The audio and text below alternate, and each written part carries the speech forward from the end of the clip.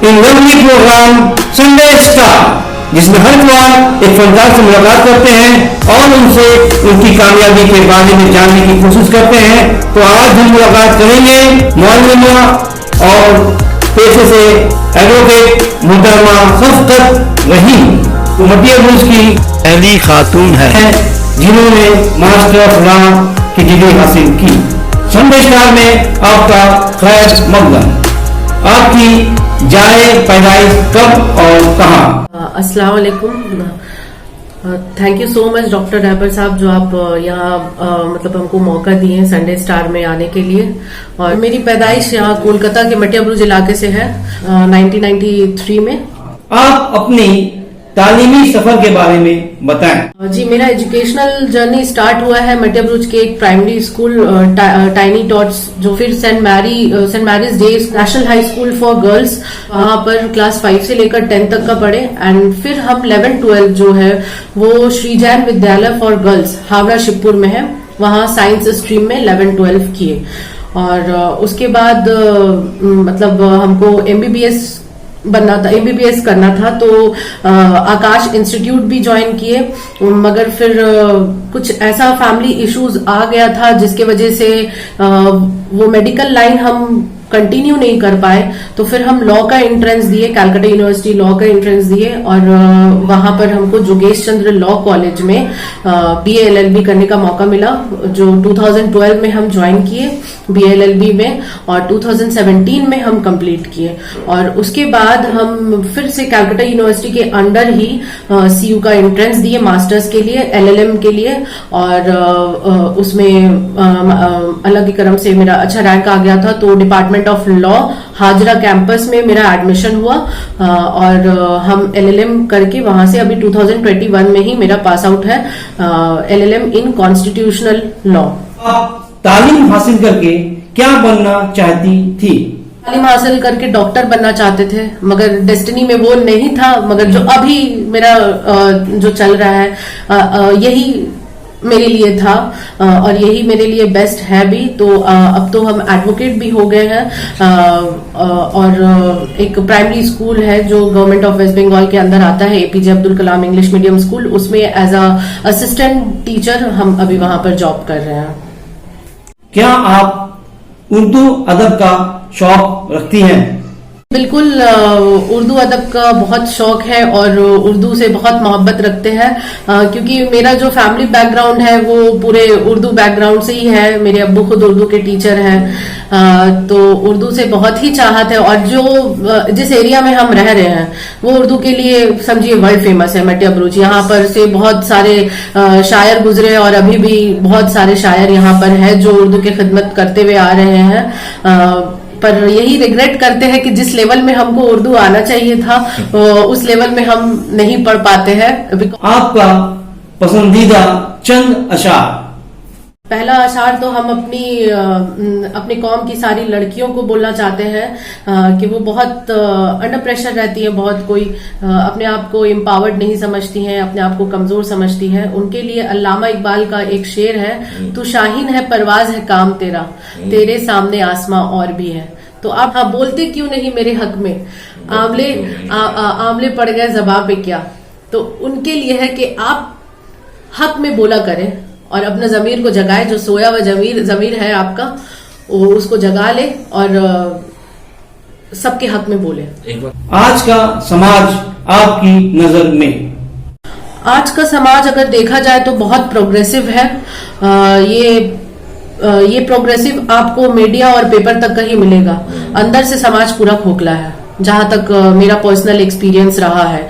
जितने भी white callers बने हुए हैं वो अंदर से वैसे ही खोखले हैं। जितने भी लोग बोलते हैं कि हम तो औरतों को आगे बढ़ाना चाहते हैं, औरतों के लिए हम काम करते हैं, वो अंदर से वैसे ही औरत से मैक्सिमम, हम सबकी बात नहीं कर रहे हैं, नो डाउट एक्सेप्शंस हैं जो चाहते हैं दिल से समाज को सुधारना, मगर मैक्सिमम जो है वो यही करते हैं कि वो औरतों को और दबाना चाहते हैं। अगर उनके साइड में एक औरत आके खड़ी हो जाए और उस लेवल का बोल सके जो उस लेवल का वो नहीं बोल पा रहे हैं, तो उनका ईगो इश्यूज हो जाता है। तो इक्वालिटी बोल के कुछ रहा नहीं है अभी समाज में। और आप तो देख ही रहे होंगे कि क्या चल रहा है पूरे इंडिया में। अगर हम लोग देखा जाए, हाल फिलहाल एक रिपोर्ट आया है कल कि इंडिया को पार्टली फ्री बोला गया है। और हम लोग पैदा हुए हैं फ्री कंट्री में। यहाँ पर किसी और का कोई शासन नहीं है, कॉलोनियलाइजेशन नहीं है, मगर अभी इंडिया को बोला जा रहा है कि पार्टली फ्री है। क्यों? क्योंकि आप देखिए कश्मीर में क्या किया जा रहा है इंसानों के ऊपर। कश्मीर को एक ओपन एयर प्रिजन बना दिया गया है। वहां के लोगों का जो राइट्स है उसके लिए कुछ भी नहीं किया जा रहा है। आए दिन कोई ना कोई मरता है, बच्चों को गोली मार दिया जाता है, सबको मिलिटेंट्स और जिहादी का खिताब दे दिया जाता है। वैसे ही हो रहा है माइनॉरिटीज के ऊपर। आज दिल्ली में 2020 जो लास्ट ईयर गुजरा है, नॉर्थ ईस्टर्न दिल्ली में रायट्स हुआ, पोग्राम हुआ, वो पूरा प्री प्लान था। हिंदुत्ववादी जो गुंड्स थे वो पूरा मुस्लिम एरियाज को अटैक किए। नो डाउट दोनों तरफ से ही हुआ। रिटेलिएट तो करता है इंसान, जब किसी को अटैक किया जाता है तो वो रिटेलिएट करता है। मगर जो विक्टिम बना है मैक्सिमम वो मुस्लिम्स कम्युनिटी से बना गया है, और उनके राइट्स के लिए कोर्ट कुछ नहीं कर रहा है। वैसे ही हम आ जाते हैं अगर सोसाइटी में औरत के ऊपर, तो आप देखते होंगे कि रोज डेली बेसिस पे ये आम बात हो गया कि फ्रंट लाइन हेडलाइन में रहता है कि कहीं ना कहीं किसी का रेप हुआ है, कहीं किसी औरत का मर्डर हो गया है। तो ये बहुत कॉमन हो गया है अभी इंडिया में। जब से ये एक वन रिलीजन वन नेशन वाला कंसेप्ट जो फैलाया गया है, बीजेपी का जो प्रोपोगंडा है हिंदू राष्ट्र के तहत, तो उसके वजह से ये चीज ज्यादा बढ़ गया है कि औरत के ऊपर क्राइम ज्यादा बढ़ गया है। क्योंकि ये लोग मतलब सवर्णा क्लासेस के रहते हैं, ये लोग अशरफवाद है, ये लोग कभी नहीं चाहेंगे कि औरतें आगे बढ़े या फिर जो दलित है या मुस्लिम है वो आगे बढ़े। नई नस्ल के लिए आपका पैगाम? आने वाला जो नस्ल है और जो अभी नया नस्ल यंग जनरेशन चल रहा है, जैसे कि हम भी उसमें से इंक्लूडेड है, हम यही कहना चाहेंगे कि आपके ऊपर बहुत ज्यादा जिम्मेदारी है। आप अभी जो एक्ट करेंगे ना, तो वो आने वाला 10 जनरेशन उस पर डिपेंड करता है। तो आपके ऊपर बहुत ज्यादा जिम्मेदारी है। अभी इलेक्शन करीब है, इलेक्शन के मुतालिक हम कहना चाहेंगे कि ये जो यंग वोटर्स है ना, उनके ऊपर डिपेंड करता है बहुत कुछ। तो आप सोच समझ के वोट दीजिए, सही कैंडिडेट चुनिए जो फ्यूचर में आपसे सिर्फ वादा ना करे, वो वादा को फुलफिल करे। और नई नस्ल के अंदर माशाल्लाह बहुत जोश है, वो अपने राइट्स के लिए और दूसरों के राइट्स के लिए लड़ते हैं। तो ये जो जोश है वो बरकरार रखा जाए और आप सही और गलत फैसला जो आता है जब, वो अच्छे से ले। और जितने भी जो यंग जनरेशन है, सबसे पहले उनसे ये गुजारिश है कि आप अपना एजुकेशन कंप्लीट करें। और एजुकेशन में ये नहीं है कि आप सिर्फ ग्रेजुएशन कर लिए तो आपका एजुकेशन कंप्लीट हो गया।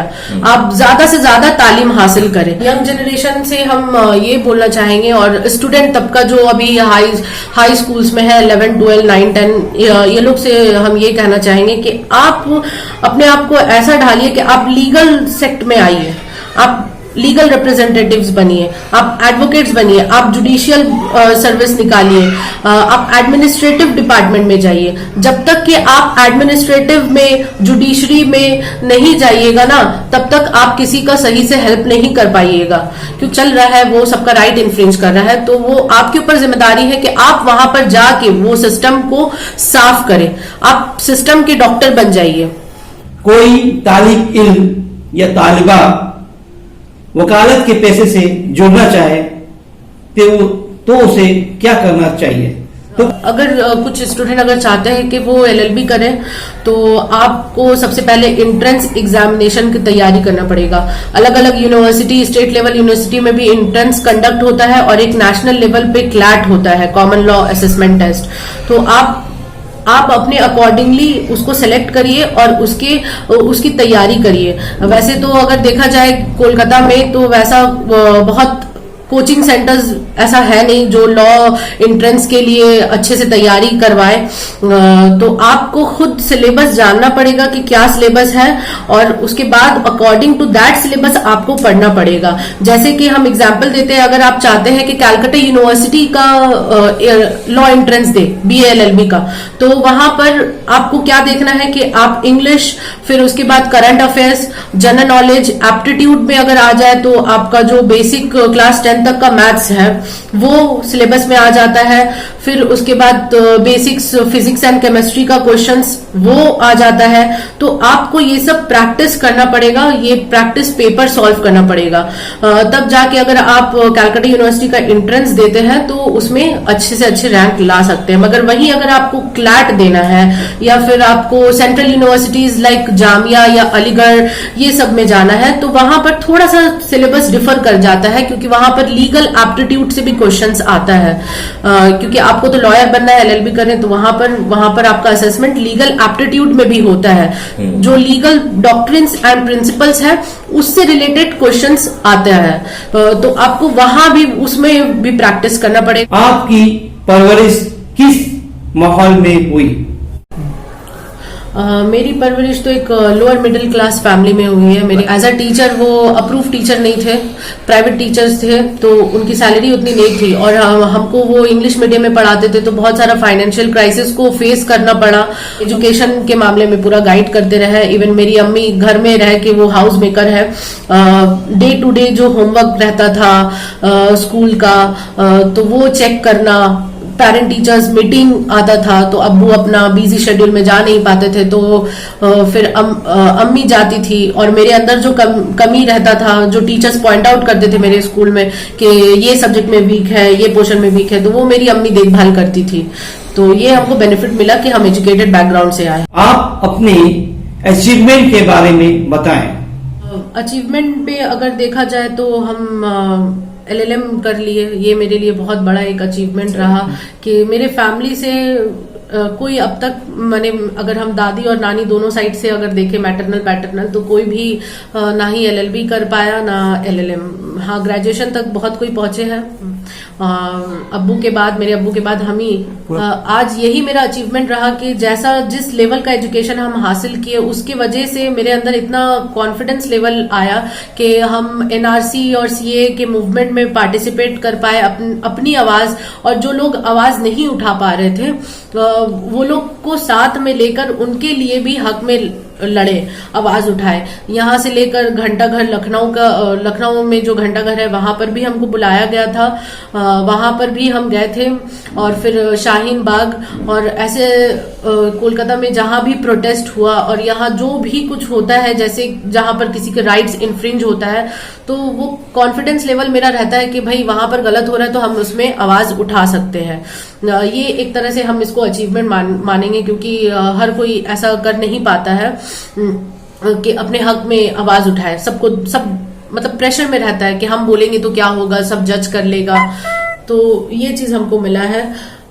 और फिर हम एक प्राइमरी टीचर भी है APJ Abdul Kalam English medium school में। ये भी मेरे लिए तो नहीं, मेरे अम्मी अब्बू और जितने भी रिलेटिव्स हैं और जितने फ्रेंड्स हैं वो लोग के लिए बहुत बड़ा अचीवमेंट रहा था कि हम जब ग्रेजुएशन कर ही रहते तभी हम टेट एग्जाम दिए, और वहां पर फर्स्ट अटेम्प्ट में ही क्वालिफाई हो गए, और फिर अभी एक स्कूल में पढ़ा रहे हैं सिंस 2017। और बाकी अचीवमेंट इंशाल्लाह आप लोग दुआ कीजिए तो हम अच्छे से अच्छा और अचीव कर सके।